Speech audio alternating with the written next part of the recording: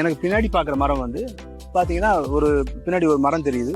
நல்லா அதனுடைய கிளைப்பரப்பு வந்து நல்லா பரவி இருக்குது, பச்சை பசையான இலை விட்டுருக்குது. இப்போ தான் துளிரலைகள் நிறைய வந்திருக்குது, பூவும் விட்டுருக்குது, மரம் வந்து பூவும் விட்டுருக்குது.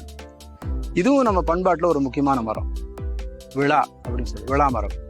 இந்த விழா மரம்ங்கிறது உங்களுக்கு எல்லாருக்குமே தெரிஞ்ச விஷயம் வந்து நாம் வந்து அது ஒரு பழத்தை அதனுடைய காயை எடுத்து விநாயகருக்கு படிச்சுட்டு மறுநாள் தூக்கி குப்பையில் போடுற ஒரு காய். அதுதான் நமக்கு தெரிஞ்ச, நம்ம பொதுவாக நகரவாசிகளுக்கு தெரிஞ்ச ஒரு விஷயம். அதுதான் விளாம்பழம்ங்கிறது எவ்வளவு பெரிய ஒரு ஊட்டச்சத்து மிகுந்த பழம்ங்கிறது நாம் புரிஞ்சுக்கல. இந்த விளாம்பழத்தில் வந்து இரும்பு சத்து இருக்குது, சுண்ணாம்பு சத்து இருக்குது. இந்த ரெண்டுமே வந்து குழந்தைகளுக்கும் பெண்களுக்கும் மிக அவசியமான ஒரு சத்து, ஊட்டச்சத்து. விளாம்பழத்தை சாப்பிட்றதுங்கிறது இன்னைக்கு கிராமங்களில் கூட விட்டு போச்சு இந்த பழக்கம் வந்து. ஆனால் அதே சமயத்தில் இந்த விளாம்பழத்தை வச்சு நம்ம சுற்றி இருக்கிற நாடுகள் வந்து நிறைய ப்ராடக்ட்ஸ் பண்ணிட்டு இருக்கிறாங்க. இப்போ நம்ம கீழே இருக்கிற அந்த இலங்கை வந்து விளாம்பழ ஜாம் தயாரித்து விற்கிறாங்க. ஒரு பாட்டில் கிட்டத்தட்ட ஒரு 300 ரூபாயிலேருந்து 400 ரூபாய் வரைக்கும் விற்கிறாங்க. ஏர்போர்ட்லேயே விற்கிறாங்க, மற்ற இடங்களையும் விற்கிறாங்க. ஸோ இந்த மாதிரியான முயற்சிகள் வந்து விளாம்பழம் வந்து நம்ம ஊர்லேயும் தான் நிறைய இடங்கள் இருக்குது. அந்த மாதிரியான முயற்சிகள் வந்து நாம் அதுக்கான ஒரு முக்கியத்துவமே கொடுத்து எடுக்கலை. ஏன்னா இதெல்லாம் வந்து நமக்கு அந்த ஊரக வளர்ச்சிக்கும் ஊரக வேலை வாய்ப்புக்கும் மிக முக்கியமான விஷயங்கள். இதெல்லாம் ஒரு சின்ன சின்ன செல்ஃப் ஹெல்ப் குரூப், ஒரு சுய உதவி குழுக்களால் பண்ணக்கூடிய ஒரு விஷயம். ஏன்னா அவங்களுக்கு நம்ம சொல்லித்தர வேண்டியதுனா ஒரு ஜாம் எப்படி பண்ணுறது, அது சுகாதார முறையில் எப்படி பண்ணுறது அப்படிங்கிறத சொல்லி கொடுத்தா போதும். அதை எப்படி சந்தைப்படுத்துறதுங்கிறத வந்து அரசோ மற்ற நிறுவனங்களோ பார்த்துக்கலாம். இப்படிப்பட்ட முயற்சிகள் நம்ம வந்து ஊரக வேலை வாய்ப்பும் சரி, ஊரக பொருளாதாரத்தை வளர்க்கக்கூடிய முயற்சிகள். நம்ம இன்னும் அதெல்லாம் முடிவெடுக்கல. இப்போ இந்த துளிர் இலைகள் நீங்கள் வாயில் போட்டு கொஞ்சம் லேசாக மென்னிங்கனாலே உங்கள் வாய் வந்து ஒரு புத்துணர்ச்சி கிடைக்கும். எப்படி நம்ம ஒரு பாக்கு சாப்பிட்டாலோ அல்லது வந்து சர்க்கரை போட்ட சோம்பு சாப்பிட்டாலோ எப்படி வாய்க்கு ஒரு புத்துணர்ச்சி கிடைக்குதோ அந்த மாதிரியான ஒரு புத்துணர்ச்சி இந்த துளிர் இலைகளையும் இருக்கும். அதை விட இன்னும் சொல்ல போனால் இன்னும் நல்ல ஒரு புது விதமான புத்துணர்ச்சி இந்த துளிர் இலைகளில் இருக்குது. இந்த பயன்பாடு நம்ம வந்து பெருசாக நம்ம வந்து அதை சந்தைப்படுத்தலை. ஸோ இப்படி நிறைய விஷயங்கள் வந்து இதுல இருந்து எடுத்துக்கலாம். இன்னொன்று, நமக்கு நீங்கள் தமிழ் இலக்கணம் படிச்சிருக்கீங்க. தமிழ் இலக்கணத்தில் வந்து கூவிளம் கருவிளம் 2 இது படிச்சிருக்கீங்க.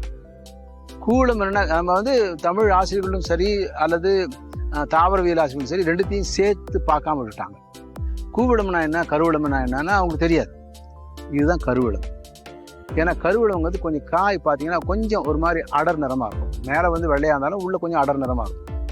ஸோ அதனால் எப்படி இலக்கணத்தோடு சேர்ந்து நம்ம இயற்கையும் சொல்லி கொடுத்துருக்குறதுங்கிறது இங்கே லாங்குவேஜ் வந்து ரொம்ப முக்கியமான விஷயம். நம்ம மொழியில் இயற்கையையும் இலக்கணத்தையும் சேர்த்து தான் சொல்லி கொடுத்துருக்கோம். இன்ஃபேக்ட் நீங்கள் வந்து அந்த அசைகளில் வர எல்லாமே தேமா புளிமா எல்லாமே ஒவ்வொரு தாவரத்தை குறிக்கூடிய சொற்கள். கருவிளம் கூவிளம் எல்லாமே ஒரு தாவரத்தை குறிக்கூடிய சொற்கள். ஸோ அது என்னன்னே தெரியாமல் நாம் வந்து சும்மா அது விரும்பவே படிக்கும்போது இலக்கணமும் வெறுத்து போகுது, தாவரங்களும் புரியறதில்லை. ஸோ இந்த மாதிரி அது விஷயங்களை சேர்ந்து சொல்லிக் கொடுக்கும்போது நம்ம இயற்கையும் புரிஞ்சுக்கலாம், இயற்கையோடு சேர்ந்த இலக்கணத்தையும் புரிஞ்சுக்கலாம். இப்படி ஒரு முயற்சி வந்து ஆசிரியர்கள் எடுக்கணும். ஏன்னா இதெல்லாம் சொல்லிக் கொடுக்கக்கூடிய அந்த முயற்சியும் இணைச்சு சொல்லிக் கொடுக்குற முயற்சியும் ஆசிரியர்கள் எடுக்கணும்.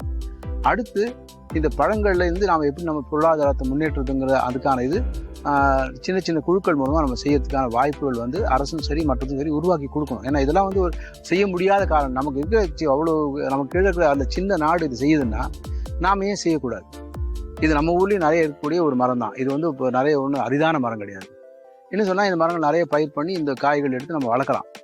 எப்படி நமக்கு எங்கேருந்து வருது விநாயகர் சதுர்த்திக்கு மார்க்கெட்டுக்கு அவ்வளவு பழங்களும், அல்ல பழன்றதை விட அது இன்னும் பழுக்கிறதுக்கு முந்தி இருக்கிற ஒரு செங்காய்களோட அதுக்கும் முந்தி இருக்கிற பிஞ்சுகள் தான் நிறைய வருது.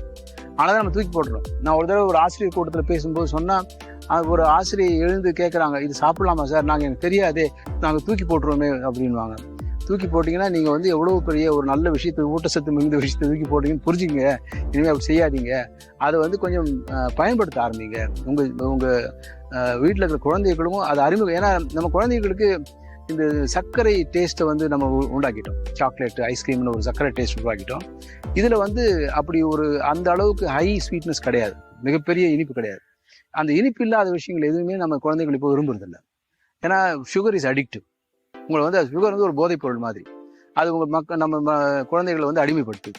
அதனால் அந்த விஷயத்தை நம்ம வந்து இதில் இப்போ கருப்பட்டி சேர்த்து கொடுக்கும்போது இன்னும் ஒரு ஊட்டச்சத்து மிகுந்தாகுது. ஸோ அந்த மாதிரியான விஷயங்களை வந்து குழந்தைங்களுக்கு அறிமுகப்படுத்துறதையும் நம்ம ஒரு முக்கியமான வீட்டில் வந்து ஒரு முக்கியமான பங்கு வேணும். இதெல்லாம் முதல்ல பெரியவர்களுக்கும் ஒரு ஆசை இருக்கணும், சாப்பிடலாமே, சாப்பிட்டு பார்க்கணுமே அப்படின்றது.